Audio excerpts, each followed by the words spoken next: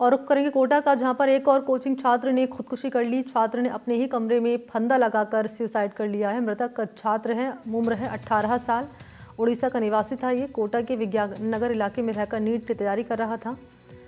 छात्र ओडिशा का निवासी था। सूचना पर विज्ञान नगर थाना पुलिस पहुंची और शव को नीचे उतरवाकर अस्पताल की मोर्चरी में रखवाया है। मामले की जाँच जारी है। कोटा में साल 2025 के शुरुआती महीने जनवरी में स्टूडेंट के सुसाइड का तीसरा मामला है। इससे पहले 9 जनवरी को मध्य प्रदेश के गुना निवासी छात्र अभिषेक ने सुसाइड किया था। 8 जनवरी को जवाहर नगर इलाके में हॉस्टल के कमरे में हरियाणा का निवासी नीरज, जिसने आत्महत्या कर ली थी। दोनों ही स्टूडेंट इंजीनियरिंग की प्रतियोगी परीक्षा JEE की तैयारी कर रहे थे।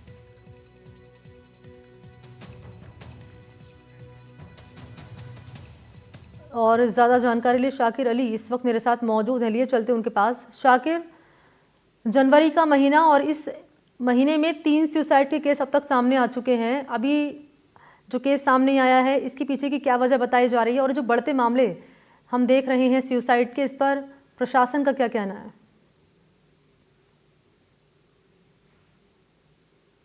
जी बिल्कुल, देखिए ये कल देर रात का मामला है। ये उड़ीसा का जो छात्र था वो विज्ञान नगर इलाके में रह रहा था और वहीं पर उसने जो है कमरे में सुसाइड किया है।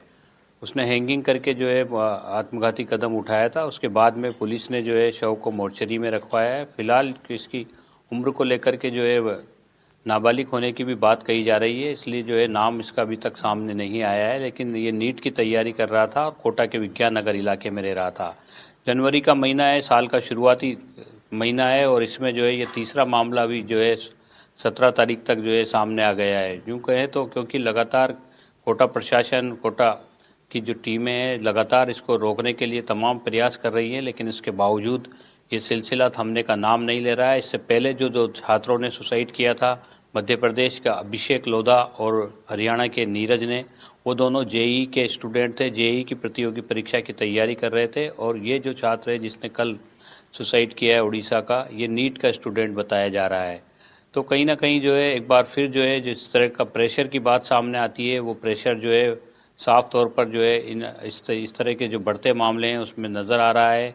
हालांकि जिला प्रशासन की ओर से, पुलिस की ओर से, कोचिंग संस्थानों की ओर से और तमाम जो हॉस्टल्स एसोसिएशन है उनकी ओर से जो है तमाम प्रयास बच्चों को स्ट्रेस फ्री रखने के लिए किए जा रहे हैं, लेकिन उसके बावजूद जो है ये मामले थमने का नाम नहीं ले रहे हैं। अभी इस मामले में जो है ज़्यादा जानकारी साझा नहीं की गई है पुलिस की ओर से। कुछ देर बाद जो है जब परिजन आएंगे या पुलिस के जो अधिकारी हैं वो इस पूरे मामले का खुलासा करेंगे, लेकिन जो शुरुआती जानकारी देर रात तक मिल रही थी और अभी सुबह तक मिली है, उसके मुताबिक छात्र उड़ीसा का रहने वाला है और कोटा में रह कर के नीट की तैयारी कर रहा था और कल रात उसने विज्ञान नगर इलाके में जो है फांसी का फंदा लगाकर सुसाइड किया है। उसकी मौत की वजह क्या रही, कोई सुसाइड नोट है या नहीं है, इसके बारे में भी अभी पुलिस ने जानकारी नहीं दी है।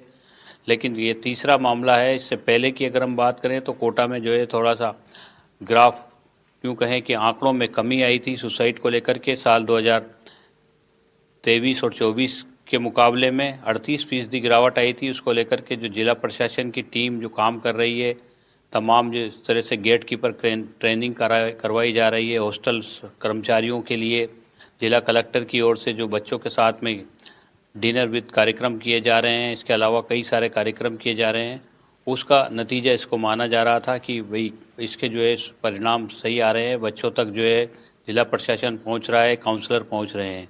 10% कमी आई थी, 38% के करीब कमी दर्ज की गई थी। और उसके बाद फिर जैसे ही ये साल 2025 शुरू हुआ और जनवरी के महीने में ये तीसरा मामला सामने जब आया है, तो एक बार फिर जो है वापस से जो है इन तमाम चीज़ों पर मॉनिटरिंग करने की, इनको माइक्रो लेवल पर ले जाने की और कारण क्या है उसके बारे में एक बार फिर से जो है काम करने की ज़रूरत महसूस की जा रही है, क्योंकि कल रात एक और ये छात्र जो है इसने सुसाइड कर लिया है।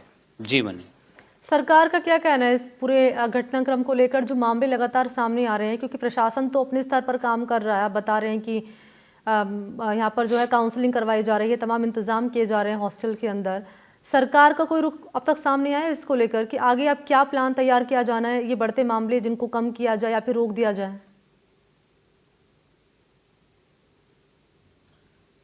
जी देखिए मनी, जहाँ तक सरकार की बात है, सरकार की ओर से पिछले साल जब ये मामले बढ़े थे तब जो है गाइडलाइन जारी की गई थी। राज्य सरकार की ओर से भी गाइडलाइन जारी की गई थी पूर्ववर्ती जो कांग्रेस सरकार थी उस वक्त में, और फिर केंद्र सरकार ने भी जो है एक लंबी चौड़ी गाइडलाइन जारी की थी। उसकी पालना को लेकर के जो है जिला प्रशासन को बाकायदा जो है एक निर्देश जारी किए गए थे, और इसके बाद से जिला प्रशासन भी लगातार उन निर्देशों की पालना के लिए कोचिंग के जो संचालक हैं उनके साथ में, हॉस्टल एसोसिएशन के साथ में, यहाँ के जो डॉक्टर्स हैं जो काउंसलिंग भी करते हैं उनके साथ में, और जो तमाम लोग हैं जो कोचिंग से जुड़े हुए लोग हैं उनके साथ में इन गाइडलाइन की पालना को लेकर के सख्ती भी कर रहा है। पिछले दिनों जब जो अभिषेक लोधा जो हैं जिसकी पीजी में जिसने आत्महत्या की थी, उस कमरे में एंटी हैंगिंग डिवाइस नहीं था, तो उस पीजी को सीज कर दिया गया। इससे पहले भी जो है जहाँ पर भी एंटी हैंगिंग डिवाइस नहीं मिले और यहाँ पर इस तरह के मामले सामने आए सुसाइड के, उन पर जो है कार्रवाई जिला प्रशासन की ओर से की गई। लेकिन बड़ी बात यह है कि इस कार्रवाई से इसका अंत नहीं हो रहा है।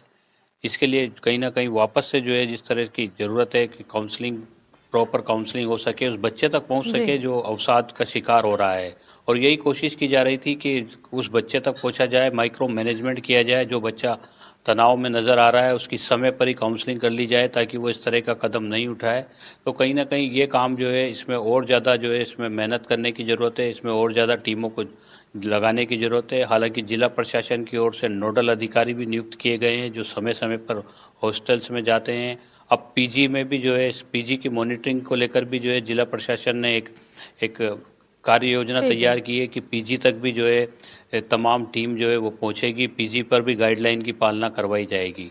ठीक है, शुक्रिया आपका शाकिर तमाम जानकारी के लिए। तो 1 महीने के भीतर तीसरा सुसाइड का ये मामला जो कि सवाल खड़े कर रहा है, आखिर ये मामले क्यों बढ़ रहे हैं और इनको इनसे निपटने के लिए यहाँ पर प्रशासन की क्या तैयारियां हैं, इससे जुड़ी जानकारी आप तक पहुँचाते रहेंगे।